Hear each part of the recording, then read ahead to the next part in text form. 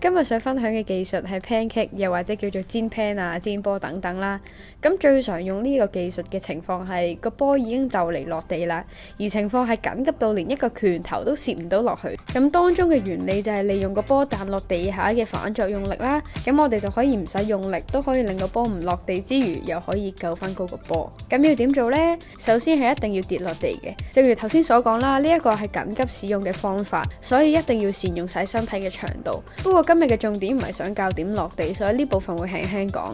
咁當你降低咗重心，而且重心向前傾之後呢，隻腳就要踏出一大步，令你個人處於更加低嘅位置，然後就可以真正咁跌落地啦。又可以選擇將隻腳向外轉，令大髀嘅內側掂地，亦都可以將隻腳向內轉，令大髀嘅外側去掂地。如果識魚躍嘅話呢，更加可以用魚躍去落地，又或者任何其他可以保護到自己嘅方法。與此同時，用嚟煎波嘅手就要沿住地下向前伸出去，而另一隻手就用嚟支撐身體，緩衝一下身體跌落地下嘅 impact 啦。嚟緊嘅重點就係手部嘅控制。先個波接觸到我哋嘅地方呢，係手背手指骨嘅地方。如果接觸點太高嘅話，我哋嘅肉就會 absorb 咗啲 force 啦，個波就會彈唔起。咁第二個係時間，咁啱啱好嘅話就可以俾一個相反方向嘅 force 個波嘅。咁個波除咗向上之外，仲可以向前添。如果太早擺咗隻手喺波底嘅話，個波就會就咁向上彈，甚至可能會隨住個波彈過嚟嘅方向向我哋身體後方彈起添。第三就係控制方向啦。咁由於煎波呢個技術係發生喺緊急救波嘅情況啦，所以可能好多人都會以為煎得起個波就已經足夠，但係其實煎波都可以簡單控制到個方向嘅。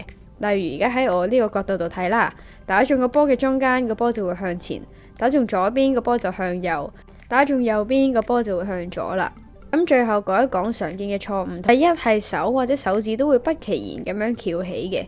第二係距離唔啱，用咗前臂或者手背去掂個波，令到個波彈唔起。咁練習嗰度呢，第一個練習係做嘅人坐喺度，咁個 partner 就抌個波落去隻手度啦。咁做嘅人就可以感受一下個波彈落隻手度唔使用力嘅感覺啦。咁跟住呢，都可以繼續坐喺度。今次個 partner 就會拋起個波，咁練習嘅人就要預計個波嘅落點而去伸隻手出去嘅。咁坐喺度同趴喺度嘅視覺唔一樣啦，咁所以第三個練習呢，就可以嘗試跪喺度啦。咁 partner 向上拋起個波啦，咁做嘅人就會向前趴低去救個波。咁呢度記住，寧願唔夠長，救個波都好。partner 千祈唔好將個波拋得太近，因為咁先可以令做嘅同學感受一下自己嘅身體加手臂嘅長度。再之後就可以半樽準備，練習嘅人就可以行多2步再落地。